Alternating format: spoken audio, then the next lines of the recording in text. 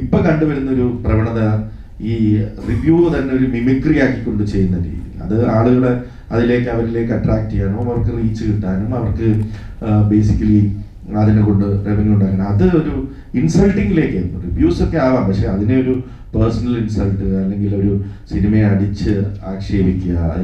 ഇപ്പോൾ ചിലർ പറയുന്നു ചില പടങ്ങൾ റിലീസാവുന്ന സമയത്ത് ബിഗ് ബഡ്ജറ്റ് പടങ്ങളായാൽ പോലും ബോക്സ് ഓഫീസിൽ മൂക്കുകുത്തി വീഴാറുണ്ട്. അത് ഇപ്പോഴല്ലോ മുമ്പേ അത് സംഭവിക്കുന്നതിന് കാരണമെന്ന് റിവ്യൂവേഴ്സിനാണ് ഇപ്പോൾ പറയുന്നതെങ്കിലും അത് പ്രേക്ഷകരെ മുന്നേ പറഞ്ഞിരുന്നു. യഥാർത്ഥത്തിൽ അങ്ങനെ ഒരു കാരണമാണോ ഈ ഒരു മൂക്കുകുത്തുന്ന കാരണം? അല്ല, ഞാൻ പറയുന്നത് അങ്ങനെയല്ല. റിവ്യൂവേഴ്സ് എന്ന് പറയുന്നത് നമ്മൾ എത്രയോ നാളുകളായിട്ട് ചർച്ച ചെയ്യുന്നത്. റിവ്യൂസ് അവരൊരു ഇൻഡിവിജ്വൽ ആണ് അല്ലേ, അവരൊരു ഇൻഡിവിജ്വൽ അവരുടെ അഭിപ്രായം പറയുമ്പോൾ അത് ഞാൻ പലപ്പോഴും പറഞ്ഞിട്ടുണ്ട്. ഒന്ന്, ഈ റിവ്യൂയിങ് എന്ന് പറയുന്നത് ദൈവത്തെ ഓർത്ത് നിങ്ങൾ പബ്ലിക്കും കൂടെ കാണാനുള്ള ഒരു 3 ദിവസം കൊടുക്കണം. അത് ഞാൻ ആദ്യം തൊട്ടേ പറഞ്ഞു. ഞാൻ റിവ്യൂസിന് എഗെയിൻസ്റ്റ് ഒന്നുമല്ല, എല്ലായിടത്തും സിനിമ റിവ്യൂസ്. പിന്നെ ഇപ്പൊ കണ്ടുവരുന്നൊരു പ്രവണത ഈ റിവ്യൂ തന്നെ ഒരു മിമിക്രി ആക്കിക്കൊണ്ട് ചെയ്യുന്ന രീതി. അത് ആളുകളെ അതിലേക്ക് അവരിലേക്ക് അട്രാക്ട് ചെയ്യാനും അവർക്ക് റീച്ച് കിട്ടാനും അവർക്ക് ബേസിക്കലി അതിനെ കൊണ്ട് റവന്യൂ ഉണ്ടാക്കണം. അത് ഒരു ഇൻസൾട്ടിങ്ങിലേക്ക് റിവ്യൂസ് ഒക്കെ ആവാം, പക്ഷെ അതിനെ ഒരു പേഴ്സണൽ ഇൻസൾട്ട് അല്ലെങ്കിൽ ഒരു സിനിമയെ അടിച്ച് ആക്ഷേപിക്കുക, അതിലെ ക്രിയേറ്റേഴ്സിനെ കുറിച്ച് പറയുക, അതിനോടൊന്നും എനിക്കറിയാം. പോസിറ്റീവായിട്ടുള്ള റിവ്യൂസ് നമ്മൾ എടുക്കാൻ തയ്യാറാണ്. നിരൂപണം എപ്പോഴും നമ്മളെ തന്നെ കറക്റ്റ് ചെയ്യാനായിട്ട് എപ്പോഴും നമുക്ക് ആവശ്യമായ കാര്യമാണ്. നമ്പർ 1, അതൊരു 3 ദിവസം നിങ്ങൾക്ക് ചിലപ്പോൾ അത് ഇഷ്ടപ്പെട്ടേക്കാം, ഇഷ്ടപ്പെട്ടില്ലായിരിക്കാം. മറ്റുള്ള പബ്ലിക്സ്, ഞങ്ങളുടെ പ്രൈമറി ഓഡിയൻസ് നിങ്ങളല്ലായിരിക്കാം. നിങ്ങളുടെ ഏജിന് വേണ്ടി ഞങ്ങൾ നിർമ്മിച്ച സിനിമയല്ല. ഞാൻ ചിലപ്പോൾ അത് എൻ്റെ പ്രൈമറി ഓഡിയൻസ് സ്ത്രീകളായിരിക്കും.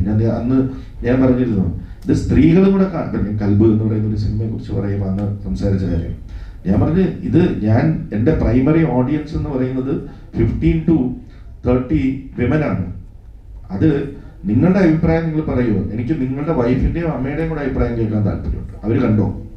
നിങ്ങൾക്ക് ഇഷ്ടപ്പെട്ടില്ല, നിങ്ങളുടെ ഉറപ്പാ നിങ്ങൾക്ക് ചിലപ്പോൾ ഇഷ്ടപ്പെട്ടില്ലായിരിക്കാം. ഇവിടെ വിമൻ റിവ്യൂസ് വളരെ കുറവാണ്.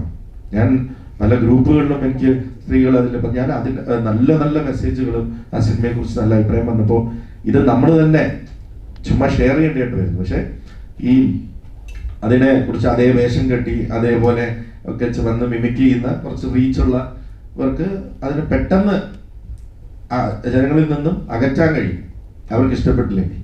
അപ്പൊ അതൊക്കെ മലയാള സിനിമയ്ക്ക് വളരെ ദോഷം. എന്ന് വെച്ചിട്ട് റിവ്യൂ കൊണ്ട് മാത്രമല്ല സിനിമകൾ ഫ്ലോപ്പാവും.